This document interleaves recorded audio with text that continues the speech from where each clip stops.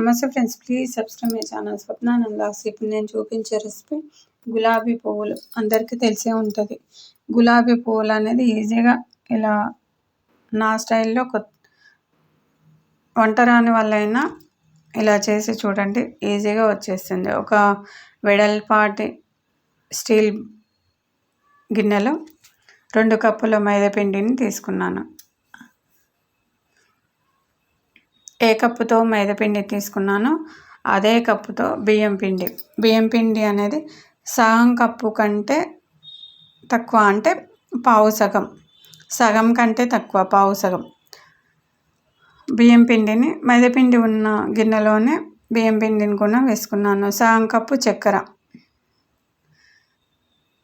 చక్కెర 2 యాలకులు వేసి మిక్సీ జార్లో వేసుకొని చక్కెర అనేది పొడి చేసుకోవాలి. ఎందుకంటే పొడి చేసుకోకపోతే ఆ పిండిలో అనేది అంత తొందరగా కలవదు, కాబట్టి చక్కెర అనేది పొడి చేసుకున్నాను.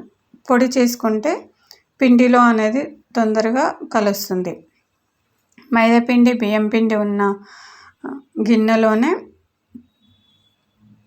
మనం పొడి చేసుకున్న చక్కెర పొడిని కూడా వేసుకొని మొత్తాన్ని కలిసేటట్టుగా కలుపుకొని ఒక జాలితో జల్లెడ పట్టుకునే జల్లితో పిండిని అనేది జల్లించుకొని మరొక బౌల్లో పిండిని అనేది బియ్యం పిండి, మైదా పిండి, చక్కెర పొడిని వేసుకోవాలి.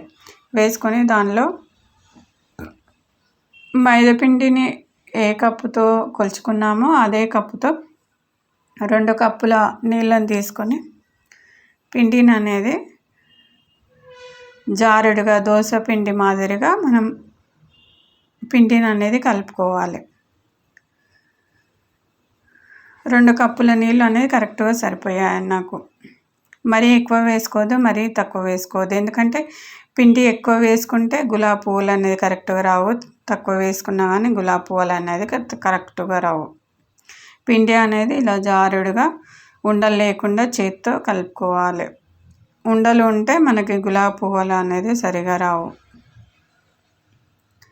పిండి అనేది చూడండి చేతికి ఎలా అంటుకుందో. నేను నాన్ స్టిక్ గులాబీ పువ్వుల గరిటెను అనేది తీసుకున్నాను. మీ దగ్గర క్యాస్టర్ ఐరన్ గరిటె ఉన్న తీసుకోవచ్చు. క్యాస్టర్ ఐరన్ గరిటె తీసుకుంటే పిండి అనేది చాలాసేపు నాననివ్వాలి. ఇలా నాన్ స్టిక్ గులాబీ పువ్వుల గరిటెను తీసుకుంటే పిండి అనేది ఎక్కువసేపు నానాల్సిన అవసరం లేదు. వెంటనే మనం గులాబీ పువ్వులు అనేది చేసుకోవచ్చు. స్టవ్ ఆన్ చేసుకొని ఒక వెడల్పాటి గిన్నెలో డీప్ ఫ్రైకి నూనెని పెట్టుకొని దానిలో గులాబీ కాడల గరిటెని పెట్టుకోవాలి. ఎందుకంటే మనం కాడని గులాబీ రేకుల గరిటె అనేది ఎప్పుడు వేడి నూనెలో అనేది ఎప్పుడు ఉంచాలి. ఎందుకంటే అలా ఉండకుంటే గులాబీ పువ్వులు అనేది సరిగా రావు. పిండిని అనేది ఈ విధంగా గరిటెని పిండిలో మొత్తాన్ని ఇలా పెట్టకూడదు. ఫస్ట్ టైం చేసే వాళ్ళు కూడా ఇలా పెట్టకండి, పువ్వులు అనేది సరిగా రావు. ఇలా చూడండి, మరీ కిందికి కాదు, మరీ మధ్యలోకి కాకుండా కొద్దిగా పైకి తేలుతున్నట్టుగా చూడండి. అలాగా పిండిలో గులాబీ పువ్వుల గరిటెను అద్ది నూనెలో పెడితే ఇలాగా గులాబీ పువ్వులు అనేది రెడీ అవుతుంది. మీరు ఒకవేళ సరిగా కిందికి గులాబీ పువ్వులు అనేది రాకపోతే ఒక ఫోర్క్ స్పూన్తో గరిటెతో తీస్తే చాలా బాగా వస్తాయి. Thanks for watching. Like and share, మీ ఫ్రెండ్స్కి రిలేటివ్స్కి షేర్ చేయండి. Thanks for watching.